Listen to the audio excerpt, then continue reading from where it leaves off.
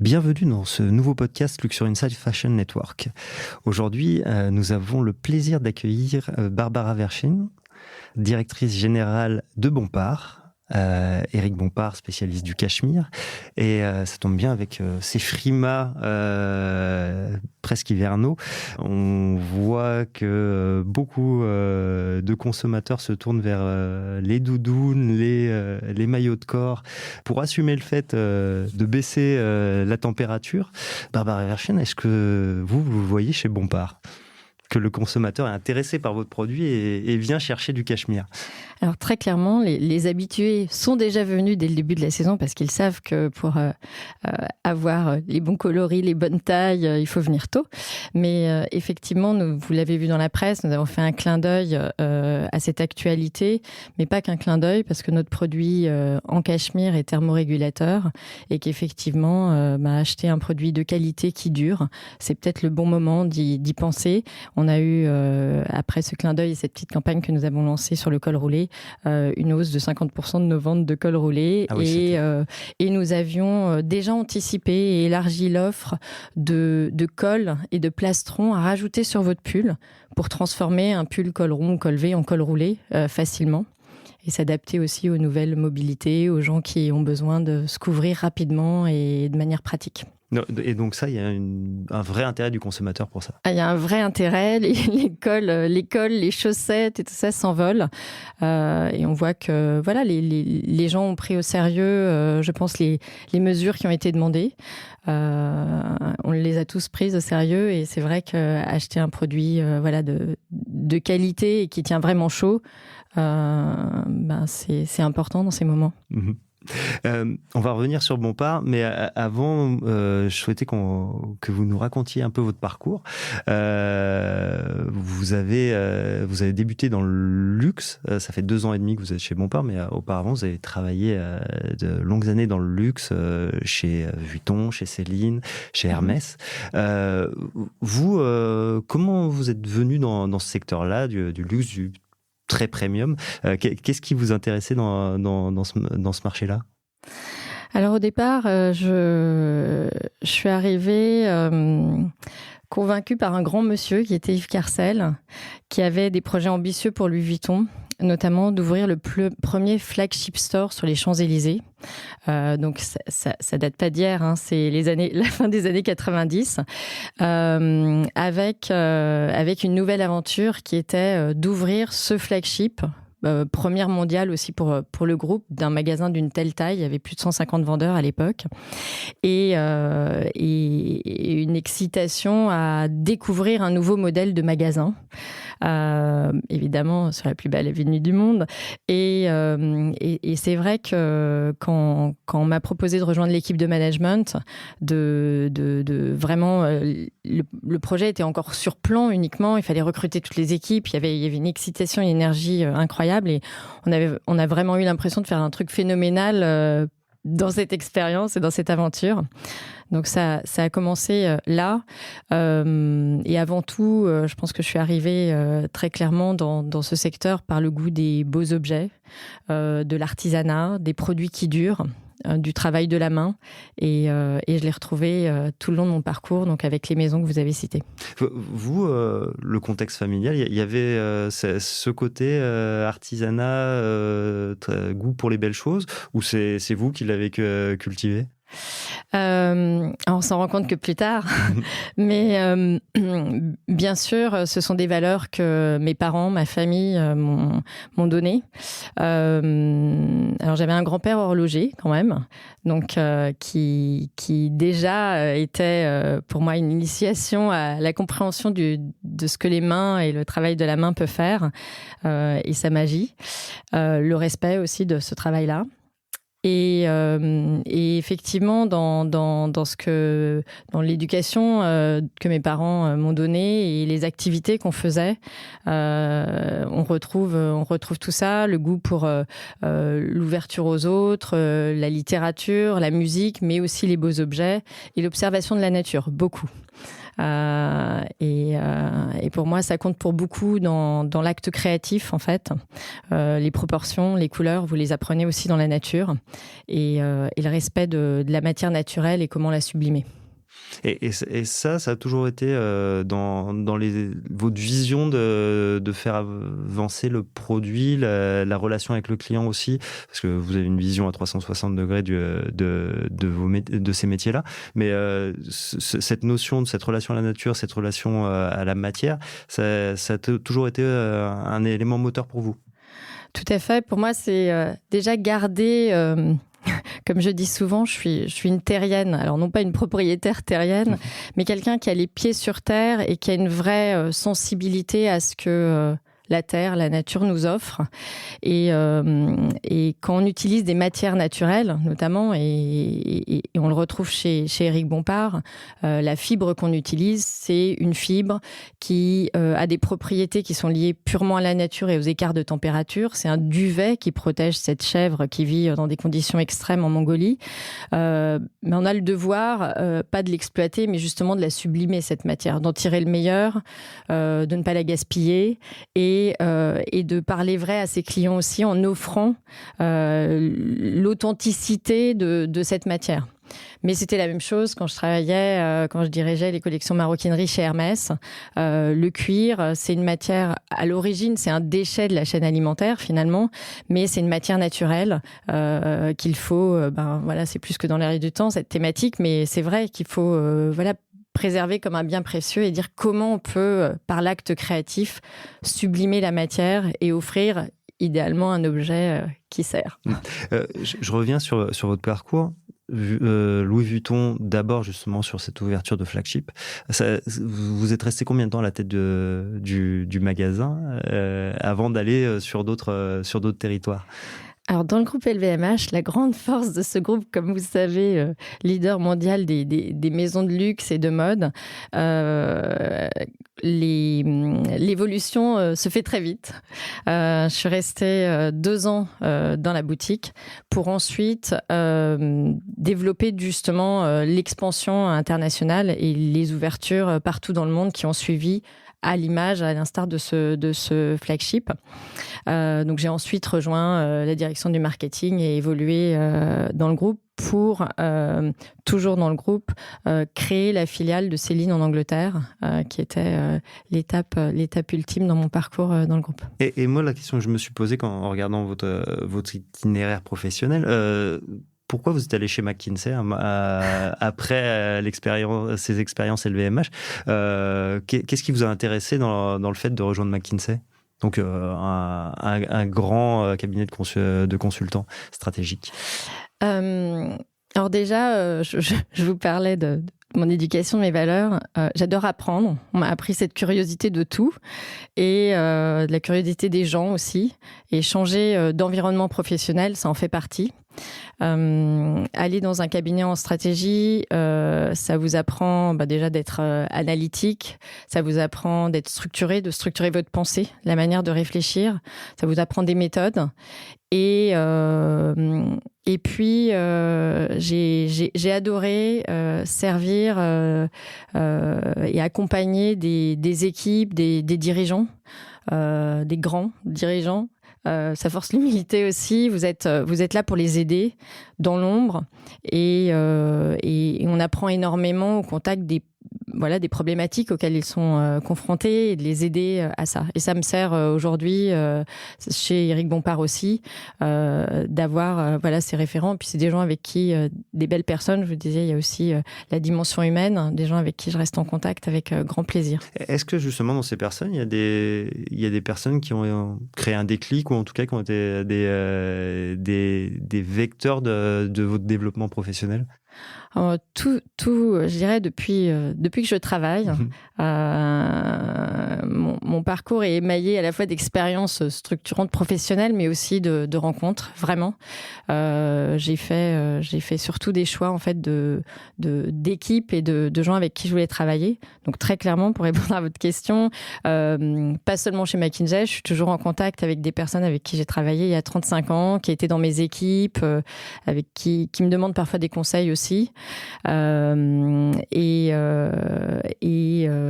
chez McKinsey, bien sûr, les dirigeants avec lesquels j'ai travaillé, chez Dassault Systèmes, Bernard Charles, dans différentes entreprises que j'ai accompagnées. Et puis ensuite, donc je vous ai parlé d'Yves Carcel, feu Yves Carcel, mais et chez Hermès, Axel Dumas, bien sûr, avec lequel qui m'a beaucoup soutenu et développé, et avec qui j'ai beaucoup appris, mais pas que. La jardinière de la maison Hermès, qui est une femme incroyable, qui est bien plus que tout ce qu'elle apporte déjà à entretenir les jardins de la maison, mais c'est un pilier, c'est une personne qui a beaucoup de la mémoire de la famille et de l'histoire, ou le responsable du conservatoire d'Hermès, sont des gens qui comptent vraiment beaucoup pour moi. Et pourquoi ? Quel est le rapport particulier ? C'est le pas de côté par rapport au quotidien d'une grosse machine comme Hermès ? En fait, c'est pas le pas de côté. Moi, je dirais que c'est la compréhension profonde d'une entreprise. Tout le monde compte. Et parfois, on ne voit pas forcément qu'il y a des gens qui ont engrangé une connaissance qui est nécessaire aussi typiquement pour développer des collections maroquinerie, les faire évoluer, écrire les prochains chapitres dans une maison qui a une telle histoire.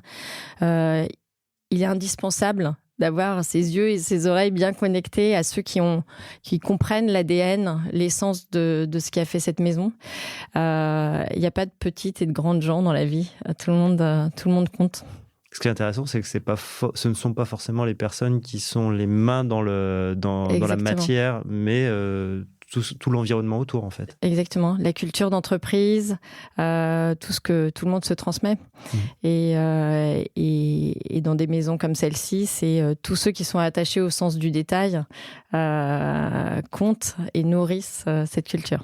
Chez Hermès, justement, vous passez sur la maroquinerie, vous prenez en charge la maroquinerie, et vous êtes plus vraiment sur du marketing, vous entrez vraiment sur la matière, là. C'est votre premier poste où vous êtes vraiment au contact d'une matière vivante, en tout cas d'une matière à travailler. Qu'est-ce que ça a changé dans votre façon de travailler ? Effectivement, c'est vraiment là que j'ai appris à travailler avec des créatifs.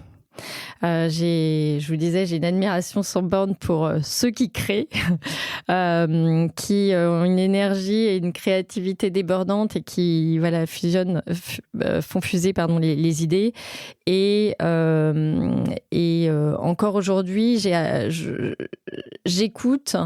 C'est les petites fleurs sur lesquelles il faut pas marcher. Il faut les laisser éclore. Donc, quand on travaille avec des équipes créatives, et aujourd'hui Caroline Randolphy et son studio, c'est d'être capable de regarder un dessin, de dialoguer, de ne pas avoir de parti pris et d'essayer l'idée éclore, parce que parfois entre le début de l'idée, l'échange qu'on a eu et puis l'aboutissement du produit, il faut lui laisser sa chance. Il faut écouter ce que les créatifs ont envie de dire, et puis leur laisser un espace d'expression. Bien sûr, on raccroche toujours avec des chiffres, parce qu'in fine, on doit quand même pouvoir vendre les produits. Mais tant chez Hermès avec les équipes studio qu'aujourd'hui chez Éric Bompard, de laisser cet espace le petit grain de folie, parce que c'est là qu'un créatif peut vous amener à un endroit où vous y attendez pas, à découvrir une tendance, à aller un peu plus loin et à pousser la marque. Donc votre métier, c'est vraiment de jouer sur cette distance entre le très rationnel, les chiffres, et la partie créative, en disant ok, on peut aller jusque là, on se permet de prendre certaines libertés créatives. C'est vraiment un jeu d'équilibrisme, en fait. Tout à fait. Et de rester en contrôle de la partie, je dirais, plus analytique et plus chiffre, mais sans jamais polluer les équipes produits et les équipes créatives de ces préoccupations. C'est-à-dire être en pilotage, et eux les laisser bien sûr exprimer toute la puissance de ce que leur cerveau est capable de générer comme nouvelles idées. Vous avez passé quelques temps chez Zadig et Voltaire après Hermès. C'était un contact avec le luxe accessible, le premium. Qu'est-ce qui est différent en fait entre l'univers, l'héritage d'une maison comme Hermès et pour vous en tant que dirigeante de basculer sur cet univers-là que vous retrouvez aussi chez Éric Bompard aujourd'hui? Alors évidemment, Zadig et Voltaire, c'est différent d'Hermès. Le produit est différent, voilà, la stratégie est différente. Aller dans un univers comme celui de Zadig et Voltaire, déjà, c'était me frotter aussi à l'univers d'un entrepreneur, un fondateur, qui a quand même eu au départ, et ça, c'est pas différent d'Hermès. Au départ, il y a quand même quelqu'un qui a l'idée de monter une entreprise et de la développer, de comprendre. Donc, chez Zadig et Voltaire, je suis rentrée pour développer la stratégie maroquinerie. Puisque vous l'avez dit, vous avez vu mon parcours et c'est une expertise que j'ai développée. Donc, c'était vraiment le point de départ. Et ensuite, par voilà, les autres compétences que j'ai développées en retail et en développement de marques, accompagner le développement international et ouvrir énormément de boutiques pour Zadig et Voltaire. Le développement international, justement, c'est une des ambitions d'Éric Bompard aujourd'hui. Ça fait 2 ans et demi, je le disais, que vous êtes à la tête de la société qui appartient toujours au groupe Marco Polo. Est-ce que comme vous êtes arrivé en plein début de Covid, est-ce que le projet que vous aviez, vous avez pu le mettre en place comme vous le souhaitiez? Alors, tout à fait. Déjà, vous avez souligné le fait qu'en 2018, la société a été rachetée par la compagnie Marco Polo, mais aussi le fonds d'investissement Apax et la BPI. Et tous trois soutiennent évidemment le projet international. Ils nous accompagnent pour pouvoir faire ce développement. Entre-temps, on a quand même eu 2 ans avec du Covid. Donc, on a maintenu notre réseau existant et focalisé nos développements sur le digital aussi. On a vraiment beaucoup accéléré toute la partie digitale et omnicanal, c'est-à-dire la possibilité de commander autant en ligne, mais de retrouver des liens avec le réseau physique. On a accordé beaucoup d'attention aussi à notre réseau physique en France et dans les 6 pays européens où nous sommes présents. Et aujourd'hui, nous sommes là en plein en cours en fait, de développement vers le grand export, les États-Unis, la Corée, et à travers la Corée, le Japon et le reste des pays européens. Et les points communs qu'il y a entre des marques comme Zadig et Voltaire, Hermès ou ailleurs, c'est aussi avoir développé une connaissance de ses clients internationaux. Alors j'ai une sensibilité plus particulière pour les Japonais parce que je connais le Japon, j'ai étudié au Japon et je connais très bien voilà ces clients aussi et leur culture. Et clairement, Éric Bompard a de quoi faire vibrer bien au-delà de l'Europe. On a déjà des clients, bien sûr, à travers notre site internet à l'international, mais on a un potentiel énorme à aller développer un réseau physique avec des grands magasins ou en propre dans ces pays-là. Aujourd'hui, en chiffres, moi j'étais resté sur un peu plus de 65 boutiques sur l'ensemble du réseau, environ un peu moins de 100 millions d'euros de chiffre d'affaires pour Bompard. Vous, les ambitions, aujourd'hui, vous en êtes où du développement de la marque? Alors, c'est exactement les bons chiffres. Super. Donc, les 65 boutiques sont situées aujourd'hui uniquement en Europe. Donc, je vous disais dans 6 pays européens avec une majorité de boutiques en France, puisque c'est là qu'est née la marque et que le réseau s'est étendu. Mais aujourd'hui, par exemple, nous avons une boutique à Londres sur Kings Road. J'étais pas plus tard que la semaine dernière en train de prospecter pour ouvrir d'autres boutiques dans d'autres quartiers, parce que Londres, c'est connu, c'est des histoires de quartiers. Et pour développer la notoriété d'une marque, il faut avoir au moins 3-4 points de présence physique plus les grands magasins où vous avez le trafic pour la rendre visible. Donc c'est exactement la stratégie qu'on est en train d'adopter pour développer la marque. Et puis il y a des pays européens sur lesquels nous ne sommes pas, comme la Scandinavie. Mmh. je pense qu'ici, il y a un potentiel d'aller vendre des pulls en cachemire et parler d'une belle marque française à tous ces clients internationaux. C'est aussi faire vibrer sur ce qui fait l'essence de la maison, c'est-à-dire l'élégance à la française, un style très particulier finalement. Épuré, mais avec des détails que les gens qui ont l'œil savent remarquer. Et puis une très belle qualité, indéniablement. Justement, vous l'avez dit, un des axes depuis 2 ans et demi, c'était de travailler la silhouette, de travailler l'image. Vous me le disiez en préparation, mais l'idée, c'est de toucher une clientèle plus jeune sans perdre la clientèle historique de la marque. Dans ce travail-là, vous en êtes où? J'ai sous les yeux le dernier catalogue. On voit que c'est une femme urbaine, moderne, et les dernières campagnes étaient dans cet ordre-là, en apportant de la fraîcheur dans la manière de communiquer. Vous voulez donner quelle image, quel discours vous avez pour Éric Bompard? Alors effectivement, on pense qu'on peut toucher une clientèle plus large et plus jeune. On veut surtout être, à travers ce catalogue et à travers les photos et la manière dont on fait ce qu'on dit du styling de nos produits, montrer qu'un produit Bompard, en fait, c'est un produit que vous pouvez porter à toutes les occasions. Vous pouvez le porter effectivement dans un environnement urbain. Quand on écoute nos clients, ils le mettent sous une veste de manière assez formelle quand ils travaillent, mais ils peuvent le porter le week-end. Vous pouvez le porter quand vous faites vos loisirs. Vous pouvez même le porter quand vous faites du sport. Vous pouvez aller au ski avec votre pull ou votre accessoire Bompard.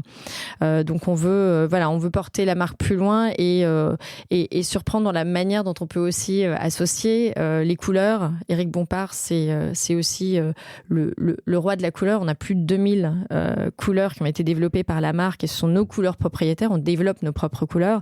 Donc, suggérer à nos clients 1000 manières de s'habiller avec un pull, une étole ou des accessoires. Aujourd'hui, on développe vraiment aussi la silhouette entière. Le bas, les pantalons, les jupes, les manteaux, et c'est ce qui plaît à nos clients, donc on va continuer dans ce sens. Oui, vous voyez qu'il y a une bonne réponse sur ces produits additionnels au pull cachemire historique de la maison. Exactement, et puis on travaille aussi pour suggérer, pour s'adapter aussi aux usages des clients. Il n'y a pas que le 100% cachemire. On travaille d'autres matières naturelles mélangées à du cachemire ou seul. Un pull en lin et cachemire l'été, c'est très agréable. C'est la chaleur qu'il faut, mais la fraîcheur du lin et puis la main aussi du lin. Donc on travaille énormément et notre studio est très expert dans toutes ces techniques et toutes ces matières. Justement, les matières, ce sont que des matières naturelles chez vous.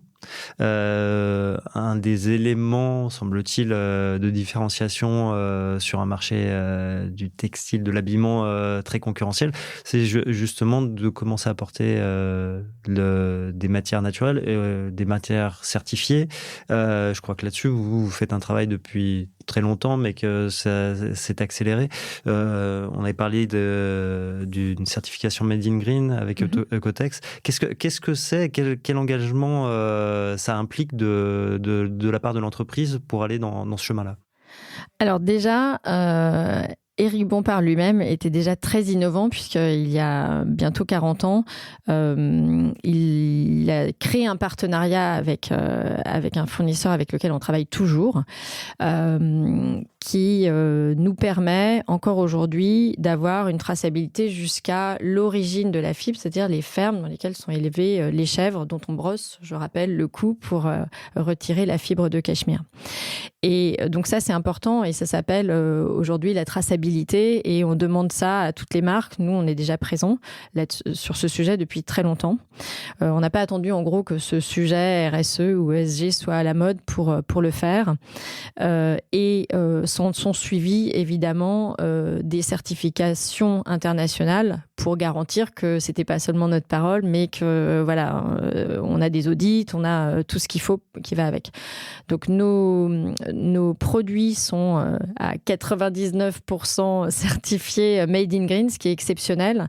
Made in Green, ça garantit non seulement que le produit respecte l'environnement dans sa fabrication, que les conditions sociales et environnementales dans lesquelles il est fabriqué sont respectueuses de normes très strictes et garantit toute cette traçabilité. Et puis, on essaie de travailler le sujet, je dirais plus largement, en continuant à avoir cette exigence. Donc la transformation que ça demande à l'entreprise, c'est dès qu'on développe quelque chose, on se pose la question de est-ce que ça respecte bien des normes environnementales et est-ce qu'on peut aller plus loin dans ce respect et puis la transparence qu'on va donner à nos clients.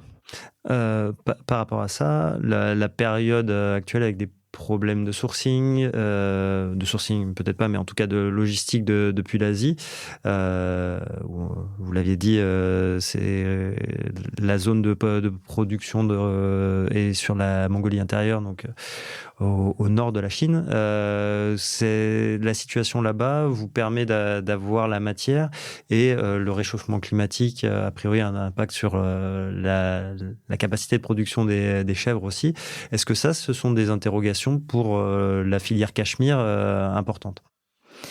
Alors déjà un point important, c'est que nous utilisons le meilleur grade de qualité. Qui dit meilleur grade de qualité dit justement attention particulière à la manière dont les animaux sont élevés, dont la matière est traitée.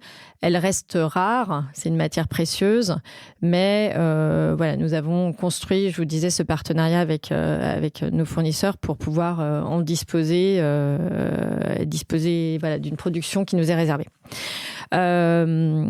Réchauffement climatique, c'est plus, c'est pas tant le réchauffement climatique qui nous pose potentiellement problème, c'est effectivement des potentielles difficultés d'acheminement. Aujourd'hui, nous, on n'en a pas eu.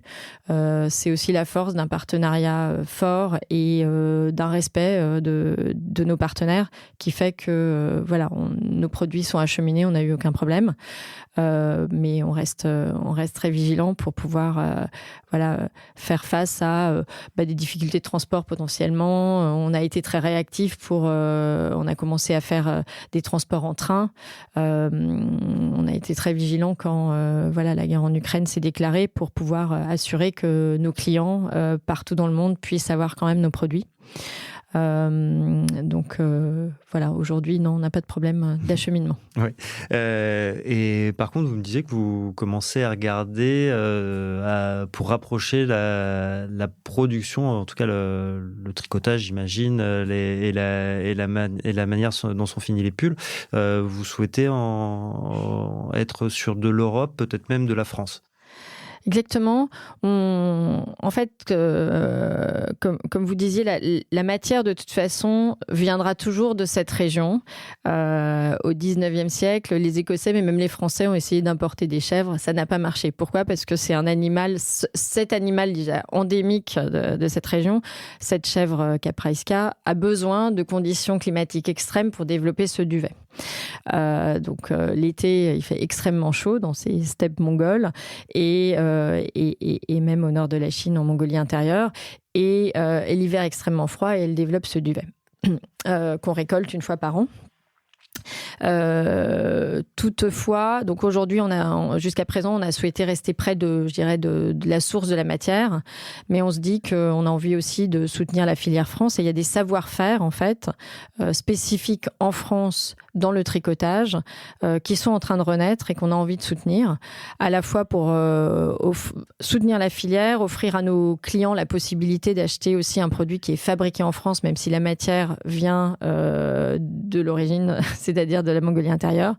Et donc aujourd'hui, on va sortir notre première capsule avec une volonté vraiment d'étendre à l'Europe la fabrication, une première capsule fabriquée à Roanne, dans une usine qui utilise des machines dites intégrales, donc un savoir-faire spécifique français d'utilisation de ces machines. Ça va être sur quelle pièce? C'est une production, j'imagine que la première production est peut-être pas énorme, mais en tout cas vous permet de tester le savoir-faire et peut-être la réaction du marché. Tout à fait. Alors, en fait, c'est un début pour cette saison. Parce que il y a des temps de développement et d'adaptation aussi. Donc, on commence toujours comme ça, quand on commence avec un nouveau fournisseur, que ce soit en France ou ailleurs. Et puis, comme je vous disais, c'est une filière qui est en train de se reconstruire.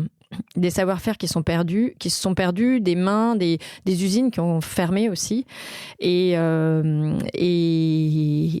mesure où on va croître la production, il faudra acheter de nouvelles machines, il faudra former de nouvelles remailleuses ou remailleurs, des programmateurs pour fabriquer et tricoter. Donc on va y aller très progressivement, mais effectivement aujourd'hui ça va faire 2% de la collection. Voilà, ça va être tout petit, mais visible et présent, et on est très confiant que nos clients seront sensibles au fait de pouvoir acheter quelque chose qui utilise des mains françaises. Et ce seront quel type de produits? Donc ce sera sur du pull, j'imagine? Des bonnets, des écharpes. D'accord. Principalement, on a aussi développé des pulls. En fait, le principe de la machine intégrale, c'est que ça vous donne un rendu sans couture.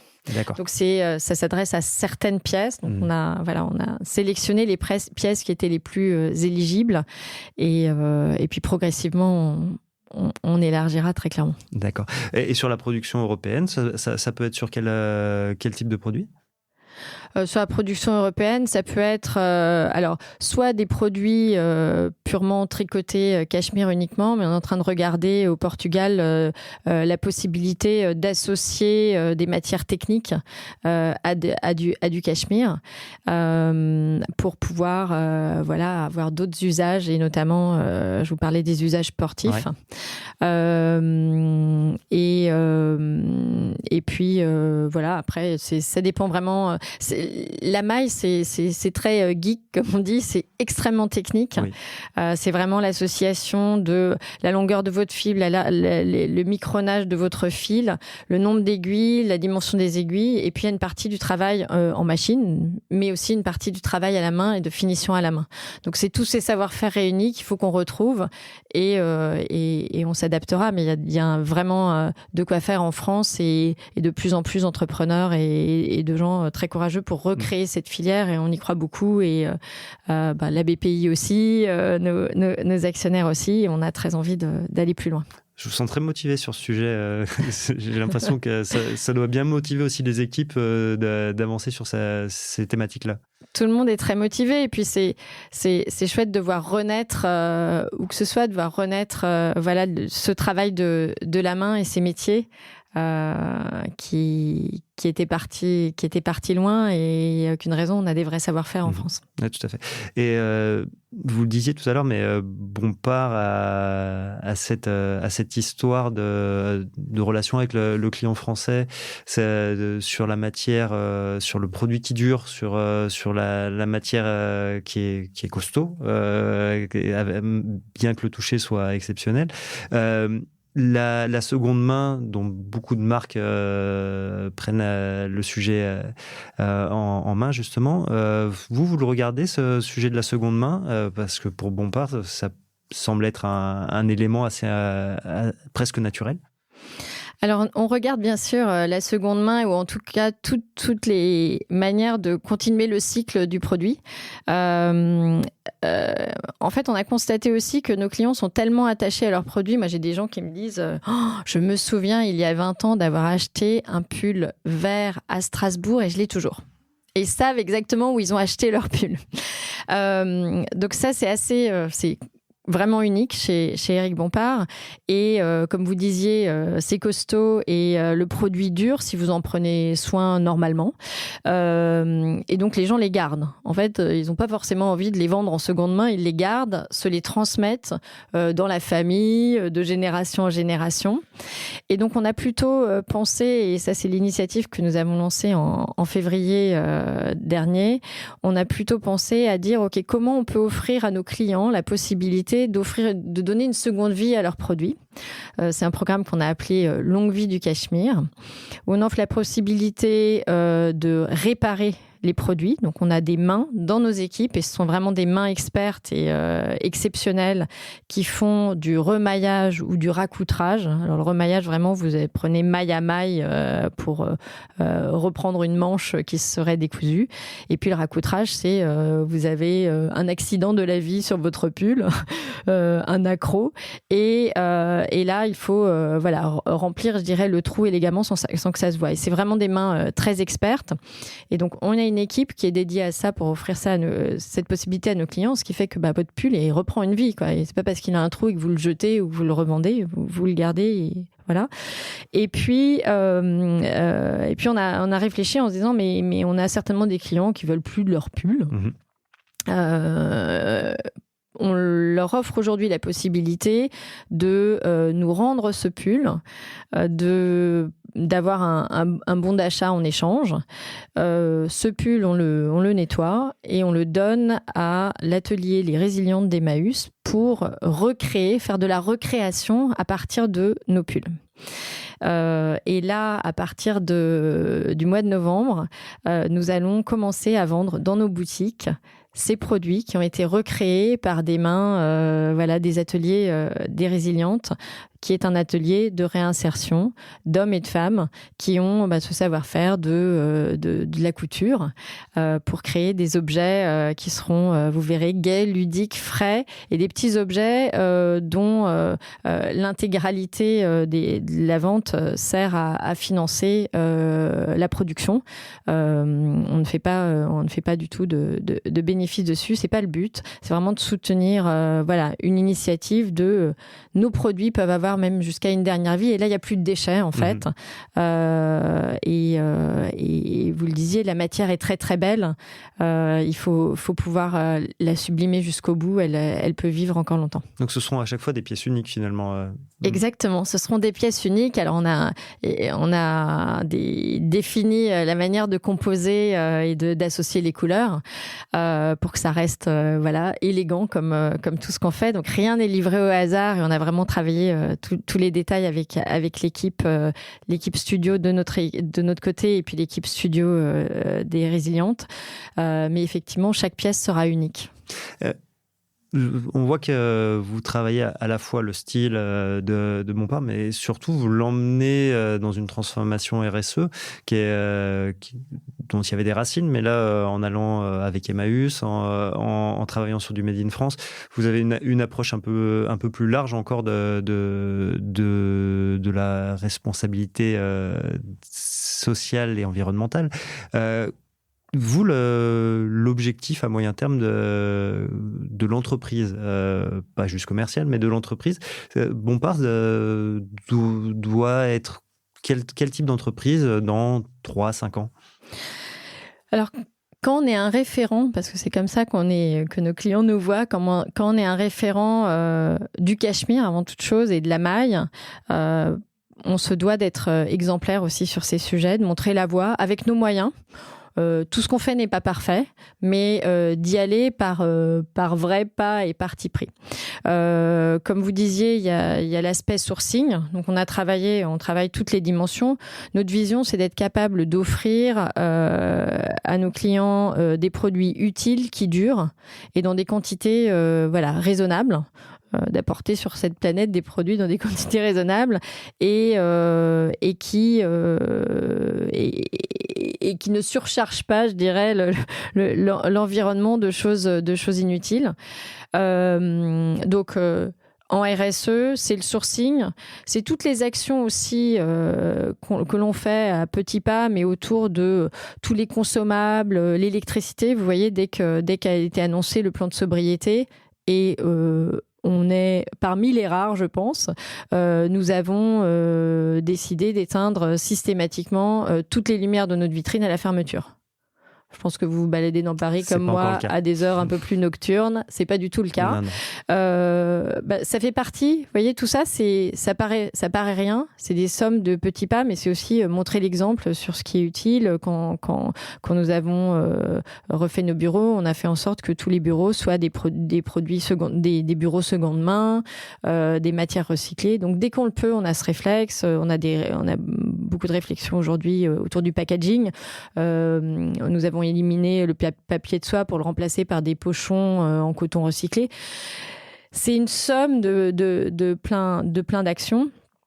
Et puis, on a envie de pouvoir montrer aussi la voie par des initiatives aussi comme l'upcycling et soutenir. Ce n'est pas que environnemental, ce n'est pas que le produit et la matière, c'est aussi soutenir des gens qui apprennent un métier et nos clients, ils sont très sensibles en fait. Tout ça, ça résonne avec aussi des valeurs, des centres d'intérêt de nos clients. On n'achète pas qu'un produit, on achète aussi quand on achète un produit, on achète une éthique, des valeurs, des choses qui vont autour et de plus en plus les clients, jeunes ou moins jeunes, d'ailleurs c'est pas une question d'âge, veulent du sens derrière ce qui est fait et nous on essaie de donner du sens à ce qu'on fait systématiquement.